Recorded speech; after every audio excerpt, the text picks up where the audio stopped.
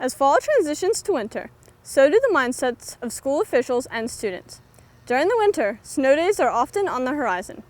Hempfield School District has incorporated snow days built into the calendar to meet the challenges presented by unexpected days off school. We build make-up days into the schedule, primarily so that if we have to make up days, you're not tacking them all on at the end of the school year.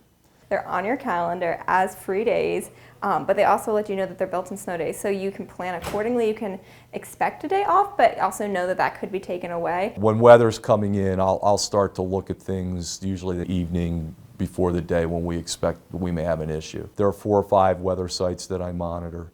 I talk with all the superintendents in our part of the county. Usually by 4:30, 4:45, I have a pretty good idea where we're headed. And we start making calls by 5 in the morning. But whenever there's a chance of a snow day, I really think that the night before they should try to call a 2-hour delay. And then you can kind of go to bed knowing, okay, at least I'll have a delay. And then that morning they can call the snow day. Rather than just calling it all or nothing, they should kind of use the delay as like a intermediate thing to give them a little more time to make the call for a snow day. They can't make everyone happy because there's going to be a lot of people that are wanting a delay. They think that's the prudent thing, but then there's going to be other people saying, that was only an inch of snow. Why did you close? Because schools are now more hesitant about calling snow days than in the past, weather forecasting is an important tool in determining a snow day.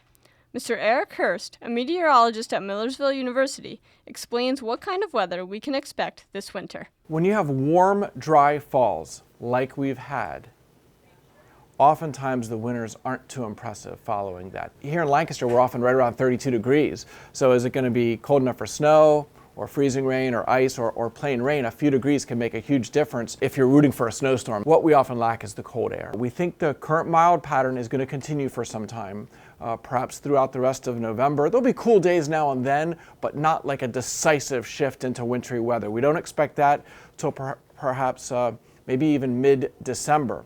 As we get into kind of the middle part of winter, January, February, perhaps an average amount of snow.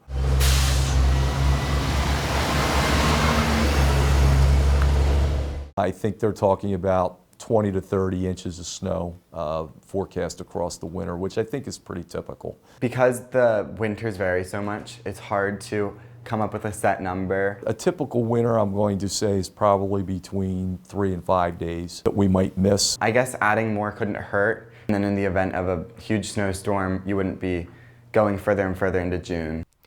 Although winter is approaching and the possibility of snow growing, the built-in snow days ensure inclement weather will not majorly disrupt learning within Hempfield.